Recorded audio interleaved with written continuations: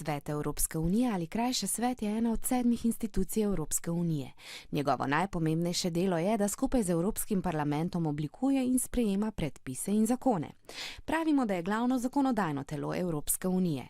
Med drugim v svetu EU-ja tudi določajo pravila sodelovanja držav članic znotraj unije in z drugimi državami, ter kako bodo razporedili denar, ki ga v unijo prispevajo vse države članice. Svet sestavljajo ministri iz posameznih držav in njem zastopajo tudi želje svojih držav. Ne odločajo pa vsi ministri o vsem. Razdeljeni so v skupine, glede na to, o čem trenutno odločajo.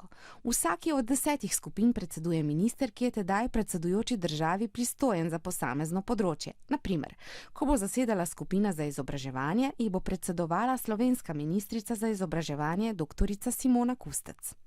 Vsakih 6 mesecev predseduje druga država. Predsedujoča država ima 2 glavni nalogi, in sicer, da načrtuje in vodi pogovore v svetu ter da zastopa svet v dogovorih z drugimi 6 institucijami.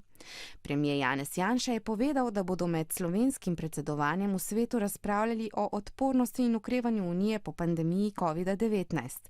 Prizadevali pa si bodo tudi za vzpostavitev sistema varnosti na področju medmrežja. V tem času pa bodo organizirani tudi pogovori o prihodnosti Evrope in o širjenju Evropske unije na Zahodni Balkan. Do konca leta lahko tako v naši državi pričakujemo več obiskov pomembnih predstavnikov članic Evropske unije.